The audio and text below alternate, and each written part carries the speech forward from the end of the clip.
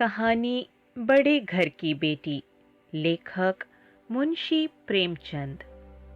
बेनी माधव सिंह गौरीपुर गांव के जमींदार और नंबरदार थे। उनके पितामह किसी समय बड़े धन धान्य संपन्न थे। गांव का पक्का तालाब और मंदिर, जिनकी अब मरम्मत भी मुश्किल थी, उन्हीं की कीर्ति स्तंभ थे। कहते हैं इस दरवाजे पर हाथी झूमता था। अब उसकी जगह एक बूढ़ी भैंस थी, जिसके शरीर में अस्थि पंजर के सिवा और कुछ शेष न रहा था। पर दूध शायद बहुत देती थी, क्योंकि एक न एक आदमी हाड़ी लिए उसके सिर पर सवार ही रहता था। बेनी माधव सिंह अपनी आधी से अधिक संपत्ति वकीलों को भेंट कर चुके थे। उनकी वर्तमान आय 1000 रुपए वार्षिक से अधिक न थी। ठाकुर साहब के 2 बेटे थे। बड़े का नाम श्रीकंठ सिंह था। उसने बहुत दिनों के परिश्रम और उद्योग के बाद BA की डिग्री प्राप्त की थी। अब एक दफ्तर में नौकर था। छोटा लड़का लाल बिहारी सिंह दोहरे बदन का सजीला जवान था। भरा हुआ मुखड़ा, चौड़ी छाती, भैंस का 2 सेर ताजा दूध वो उठकर सवेरे पी जाता था। श्रीकंठ सिंह की दशा बिल्कुल विपरीत थी।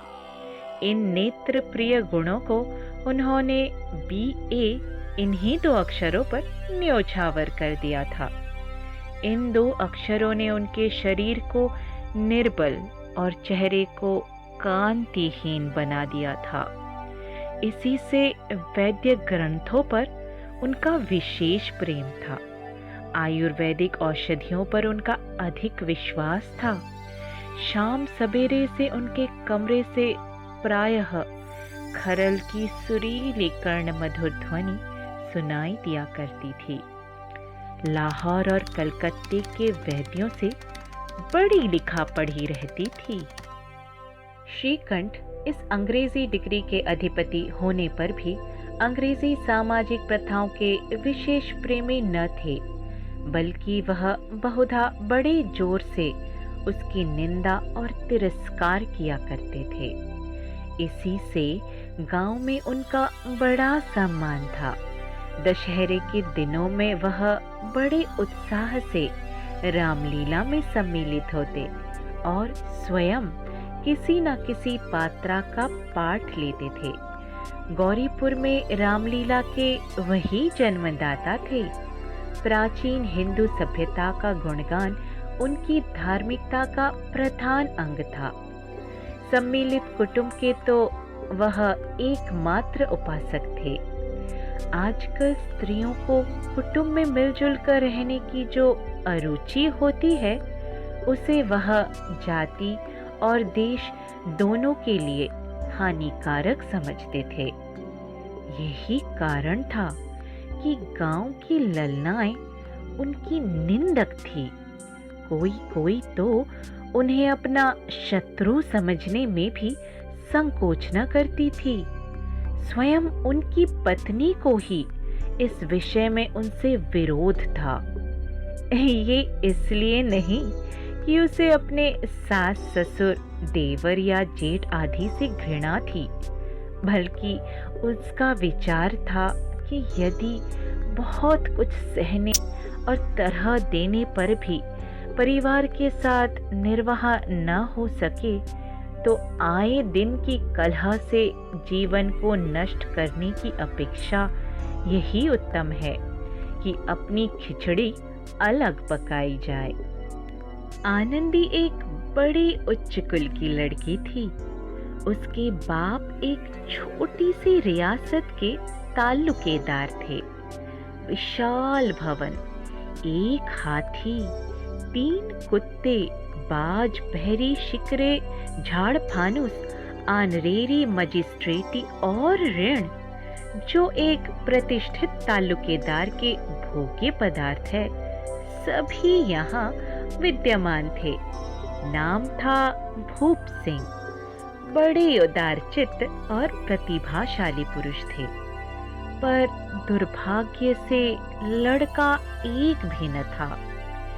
7 लड़कियां हुई और दैवयोग से सब की सब जीवित रहीं। पहली उमंग में तो उन्होंने 3 ब्याह दिल खोल कर किए, पर 15-20 हजार रुपयों का कर्ज सिर पर हो गया तो आंखें खुली, हाथ समेट लिया। आनंदी चौथी लड़की थी।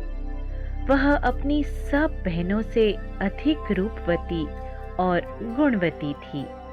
इससे ठाकुर भूप सिंह उसे बहुत प्यार करते थे। सुंदर संतान को कदाचित उसके माता पिता भी अधिक चाहते हैं। ठाकुर साहब बड़े धर्म संकट में थे कि इसका विवाह कहाँ करें। न तो यही चाहते थे कि ऋण का बोझ बढ़े, और न यही स्वीकार था कि उसे अपने को भाग्यहीन समझना पड़े। एक दिन श्रीकंठ उनके पास किसी चंदे का रुपया मांगने आया। शायद नागरी प्रचार का चंदा था। भूप सिंह उनके स्वभाव पर रीझ गए और धूमधाम से श्रीकंठ सिंह का आनंदी के साथ ब्याह हो गया। आनंदी अपने नए घर में आई तो यहाँ का रंग ढंग कुछ और ही देखा।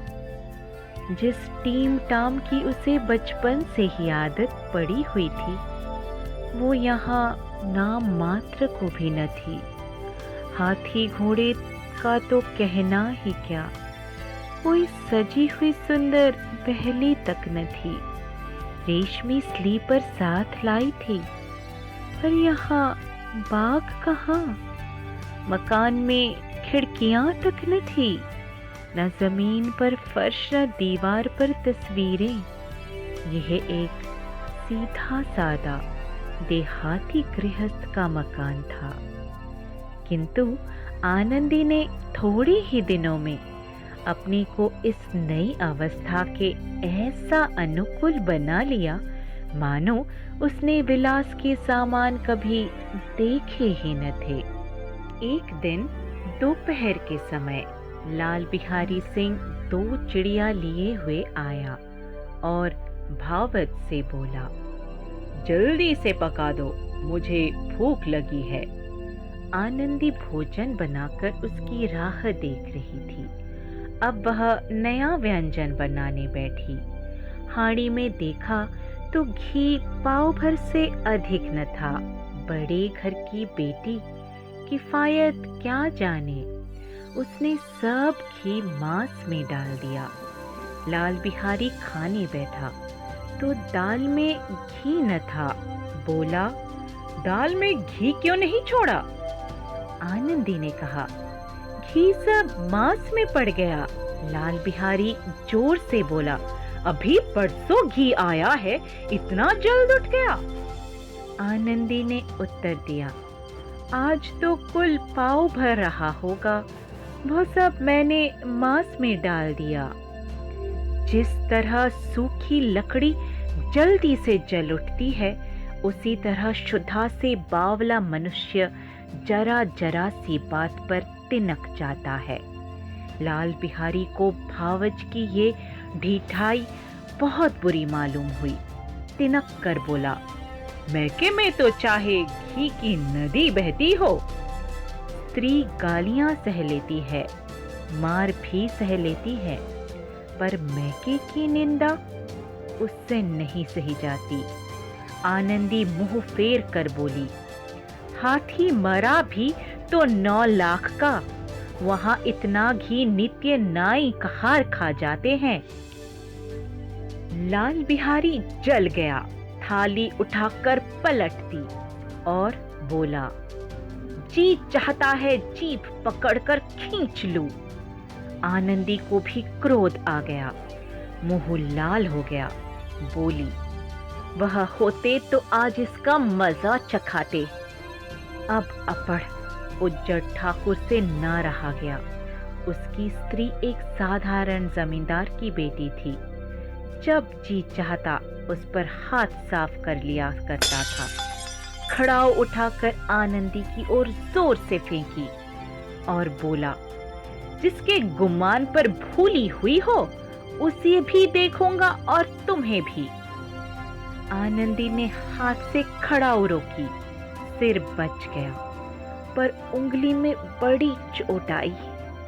क्रोध के मारे हवा से हिलते पत्ते की भांति कांपती हुई अपने कमरे में आकर खड़ी हो गई। स्त्री का बल और साहस, मान और मर्यादा पति तक है। उसे अपने पति के ही बल और पुरुषत्व का घमंड होता है।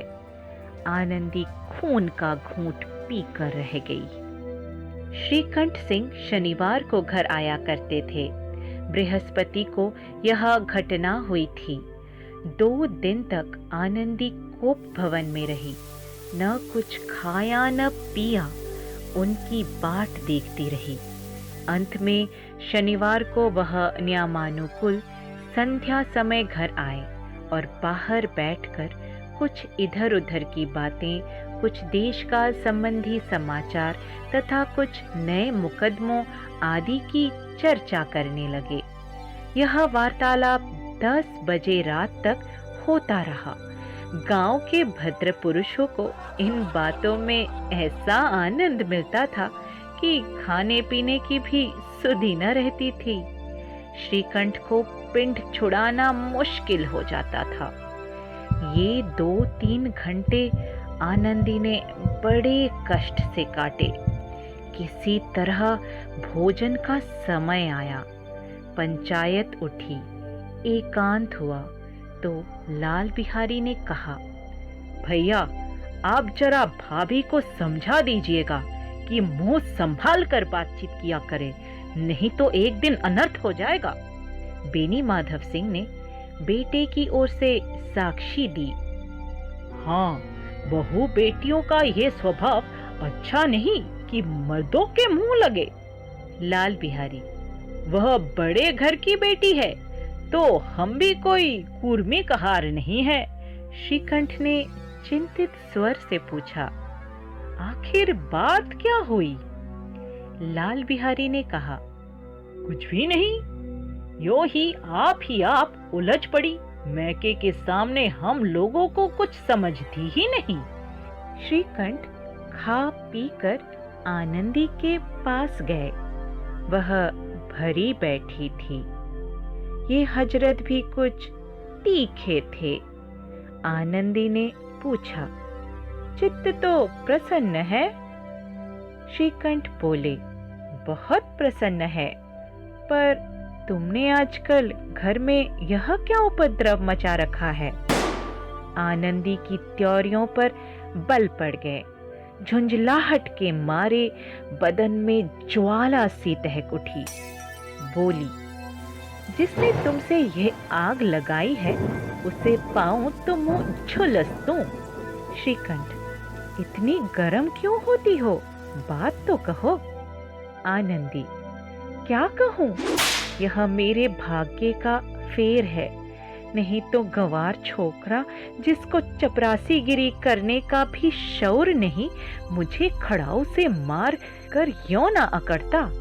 श्रीकंठ, सब हाल साफ साफ कहो तो मालूम हो, मुझे तो कुछ पता नहीं। आनंदी, परसों तुम्हारे लाडले भाई ने मुझसे मांस पकाने को कहा। घी हांडी में पाव भर से अधिक न था। वह सब मैंने मांस में डाल दिया। जब खाने बैठा तो कहने लगा, दाल में घी क्यों नहीं है? बस इसी पर मेरे मैके को बुरा भला कहने लगा। मुझसे ना रहा गया। मैंने कहा कि वहाँ इतनी घी तो नाई कहार खा जाते हैं और किसी को जान भी नहीं पड़ता। बस इतनी सी बात पर इस अन्याय ने मुझ पर खड़ाऊ फेंक मारी। यदि हाथ से न रोक लूं तो सिर फट जाए। उसी से पूछो मैंने जो कुछ कहा है वो सच है या झूठ। श्रीकंठ की आंखें लाल हो गई। बोले, यहाँ तक हो गया?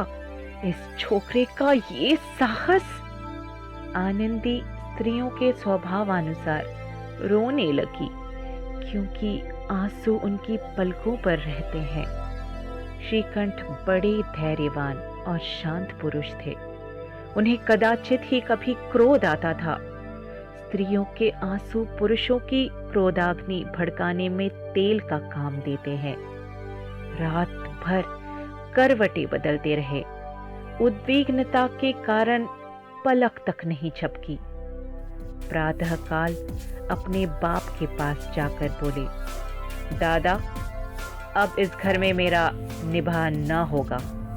इस तरह की विद्रोहपूर्ण बातें कहने पर श्रीकंठ ने कितनी ही बार अपने कई मित्रों को आड़े हाथों लिया था, परंतु दुर्भाग्य, आज उन्हें स्वयं वे ही बातें अपने मुंह से कहनी पड़ी। दूसरों को उपदेश देना भी कितना सहज है। बेनी माधव सिंह घबरा उठे और बोले, क्यों? श्रीकंठ, इसलिए कि मुझे भी अपनी मान प्रतिष्ठा का कुछ विचार है। आपके घर में अब अन्याय और हठ का प्रकोप हो रहा है। जिनको बड़ों का आदर सम्मान करना चाहिए, वे उनके सिर चढ़ते हैं। मैं दूसरे का नौकर ठहरा घर पर रहता नहीं। यहाँ मेरे पीछे स्त्रियों पर खड़ाओं और जूतों की बौछारें होती है। कड़ी बात तक चिंता नहीं, कोई एक की दो कह ले, वहां तक मैं सह सकता हूँ, किंतु यह कदापि नहीं हो सकता कि मेरे ऊपर लात घूंसे पड़े और मैं दम न मारूं। बेनी माधव सिंह कुछ जवाब न दे सके। श्रीकंठ सदैव उनका आदर करते थे। उनके ऐसे तेवर देखकर बूढ़ा ठाकुर अवाक रह गया।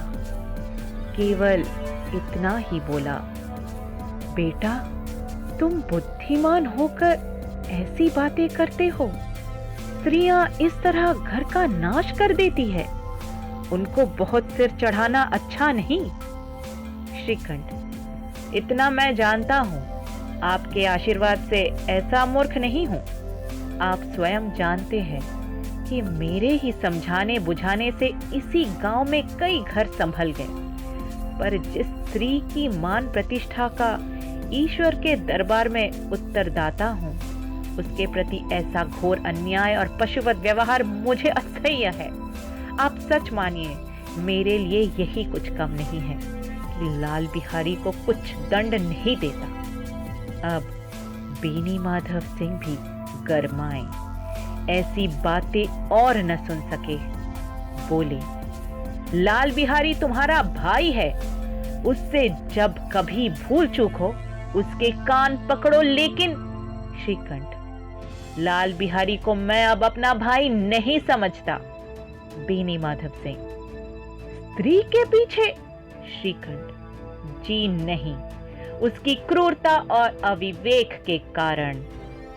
दोनों कुछ देर चुप रहे। ठाकुर साहब लड़के का क्रोध शांत करना चाहते थे, लेकिन यह नहीं स्वीकार करना चाहते थे कि लाल बिहारी ने कोई अनुचित काम किया है। इसी बीच में गांव के और कई सज्जन हुक्के चिलम के बहाने वहां आ बैठे। कई स्त्रियों ने जब यह सुना कि श्रीकंठ पत्नी के पीछे पिता से लड़ने को तैयार है, तो उन्हें बड़ा हर्ष हुआ। दोनों पक्षों की मधुर वाणियां सुनने के लिए उनकी आत्माएं दिल मिलाने लगी। गांव में कुछ ऐसे कुटिल मनुष्य भी थे जो इस कुल की नीतिपूर्ण गति पर मन ही मन जलते थे। वे कहा करते थे, श्रीकंठ अपने बाप से दबता है, इसीलिए वह दब्बू है। उसने विद्या पढ़ी, इसीलिए वह किताबों का कीड़ा है। बेनी माधव सिंह उसकी सलाह के बिना कोई काम नहीं करते। यह उनकी मूर्खता है। इन महानुभावों की शुभकामनाएं आज पूरी होती दिखाई दी। कोई हुक्का पीने के बहाने और कोई लगान की रसीद दिखाने आकर बैठ गया। बेनी माधव सिंह पुराने आदमी थे, इन भावों को ताड़ गए। उन्होंने निश्चय किया, चाहे कुछ ही क्यों ना हो, इन द्रोहियों को ताली बजाने का अवसर न दूंगा। तुरंत कोमल शब्दों में बोले, बेटा, मैं तुमसे बाहर नहीं हूं, तुम्हारा जो जी चाहे करो। अब तो लड़के से अपराध हो गया। इलाहाबाद का अनुभव रहित झल्लाया हुआ ग्रेजुएट इस बात को न समझ सका। उसे डिबेटिंग क्लब में अपनी बात पर उड़ने की आदत थी। इन हथकंडों की उसे क्या खबर। बाप ने जिस मतलब से बात पलटी थी वह उसकी समझ में न आई। बोला, लाल बिहारी के साथ अब इस घर में नहीं रह सकता। बेनी माधव, बेटा, बुद्धिमान लोग मूर्खों की बात पर ध्यान नहीं देते। वह बेसमझ लड़का है, उससे जो कुछ भूल हुई उसे तुम बड़े होकर क्षमा करो। श्रीकंठ, उसकी इस दुष्टता को मैं कदापि नहीं सह सकता। या तो वही घर में रहेगा या मैं ही। आपको यदि वह अधिक प्यारा है तो मुझे विदा कीजिए, मैं अपना भार आप संभाल लूंगा। यदि मुझे रखना चाहते हैं तो उससे कहिए जहां चाहे चला जाए। बस यह मेरा अंतिम निश्चय है। लाल बिहारी सिंह दरवाजे की चौखट पर चुपचाप खड़ा बड़े भाई की बातें सुन रहा था। वह उनका बहुत आदर करता था। उसे कभी इतना साहस ना हुआ था कि श्रीकंठ के सामने चारपाई पर बैठ जाए, हुक्का पी ले या पान खा ले। बाप का भी वह इतना मान न करता था। श्रीकंठ का भी उस पर हार्दिक स्नेह था। अपने होश में उन्होंने कभी उसे घुड़का तक न था। जब वह इलाहाबाद से आते तो उसके लिए कोई ना कोई वस्तु अवश्य लाते। मुकद्दर की जोड़ी उन्होंने ही बनवा दी थी। पिछले साल जब उसने अपने से ढोरे जवान को नाग पंचमी के दिन दंगल में पछाड़ दिया तो उन्होंने पुलकित होकर अखाड़े में ही जाकर उससे गले से लगा लिया था। 5 रुपए के पैसे लुटाए थे। ऐसे भाई के मुंह से आज ऐसी हृदय विदारक बात सुनकर लाल बिहारी को बड़ी ग्लानि हुई। वह फूट फूट कर रोने लगा। इसमें संदेह नहीं कि अपने किए पर पछता रहा था। भाई के आने से एक दिन पहले से उसकी छाती धड़कती थी कि देखूं भैया क्या कहते हैं। मैं उनके सम्मुख कैसे जाऊंगा, उनसे कैसे बोलूंगा, मेरी आंखें उनके सामने कैसे उठेगी। उसने समझा था कि भैया मुझे बुलाकर समझा देंगे। इस आशा के विपरीत आज उसने उन्हें निर्दयता की मूर्ति बने हुए पाया। वह मूर्ख था, परंतु उसका मन कहता था कि भैया मेरे साथ अन्याय कर रहे हैं।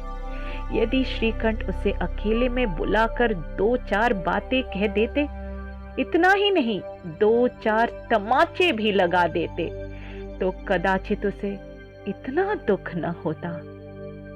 पर भाई का यह कहना कि अब मैं इसकी सूरत नहीं देखना चाहता, लाल बिहारी से सहा न गया।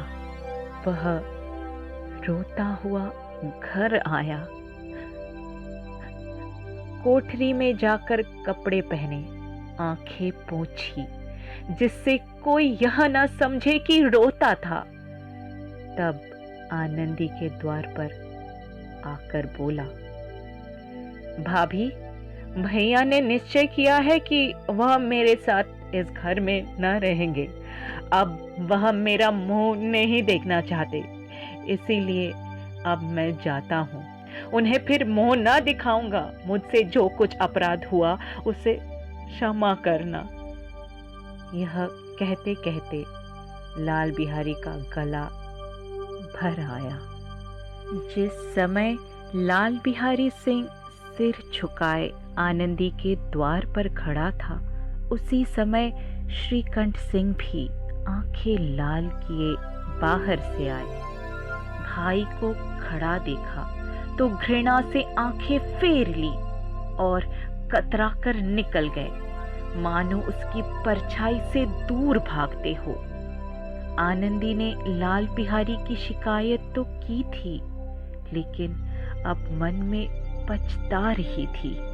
वह स्वभाव से ही दयावती थी। उसे इसका तनिक भी ध्यान न था कि बात इतनी बढ़ जाएगी। वह मन में अपने पति पर झुंझला रही थी कि यह इतने गर्म क्यों होते हैं। उस पर यह भय भी लगा हुआ था कि कहीं मुझसे इलाहाबाद चलने को कहे तो कैसे क्या करूंगी। इस बीच में जब उसने लाल बिहारी को दरवाजे पर खड़े यह कहते सुना कि अब मैं जाता हूँ, मुझसे जो कुछ अपराध हुआ क्षमा करना, तो उसका रहा सहा क्रोध भी पानी हो गया। वह रोने लगी। मन का मैल धोने के लिए नयन जल से उपयुक्त और कोई वस्तु नहीं है। श्रीकंठ को देखकर आनंदी ने कहा, लाला बाहर खड़े बहुत रो रहे हैं। श्रीकंठ, तो मैं क्या करूं? आनंदी, भीतर बुला लो, मेरी जीभ में आग लगे। मैंने कहां से ये झगड़ा उठाया? श्रीकंठ, मैं न बुलाऊंगा। आनंदी, पछताओगे, उन्हें बहुत ग्लानि हो गई है, ऐसा ना हो कहीं चल दे। श्रीकंठ न उठे। इतने में लाल बिहारी ने फिर कहा, भाभी, भैया से मेरा प्रणाम कह दो। वह मेरा मुंह नहीं देखना चाहते, इसीलिए मैं भी अपना मुंह उन्हें न दिखाऊंगा। लाल बिहारी इतना कहकर लौट पड़ा और शीघ्रता से दरवाजे की ओर बढ़ा। अंत में आनंदी कमरे से निकली और उसका हाथ पकड़ लिया। लाल बिहारी ने पीछे फिर कर देखा और आंखों में आंसू भर बोला, मुझे जाने दो। आनंदी, कहाँ जाते हो? लाल बिहारी, जहां कोई मेरा मुंह न देखे। आनंदी, मैं न जाने दूंगी। लाल बिहारी, मैं तुम लोगों के साथ रहने योग्य नहीं हूं। आनंदी, तुम्हें मेरी सौगंध, अब एक पग भी आगे न बढ़ाना। लाल बिहारी, जब तक मुझे यह ना मालूम हो जाए कि भैया का मन मेरी तरफ से साफ हो गया, तब तक मैं इस घर में कदापि न रहूंगा। आनंदी, मैं ईश्वर को साक्षी देकर कहती हूँ कि तुम्हारी ओर से मेरे मन में तनिक भी मैल नहीं है। अब श्रीकंठ का हृदय भी पिघला। उन्होंने बाहर आकर लाल बिहारी को गले लगा लिया। दोनों भाई खूब फूट फूट कर रोए। लाल बिहारी ने सिसकते हुए कहा, भैया, अब कभी मत कहना कि तुम्हारे मुंह न देखूंगा। इसके सिवा आप जो दंड देंगे मैं सहर्ष स्वीकार करूंगा। श्रीकंठ ने कांपते हुए स्वर से कहा, लल्लू, इन बातों को बिल्कुल भूल जाओ। ईश्वर चाहेगा तो फिर ऐसा अवसर ना आवेगा। बेनी माधव सिंह बाहर से आ रहे थे। दोनों भाइयों को गले मिलते देखकर आनंद से पुलकित हो गए। बोल उठे, बड़े घर की बेटियां ऐसी ही होती है, बिगड़ता हुआ काम बना लेती है। गांव में जिसने यह वृत्तांत सुना, उसी ने इन शब्दों में आनंदी की उदारता को सराहा।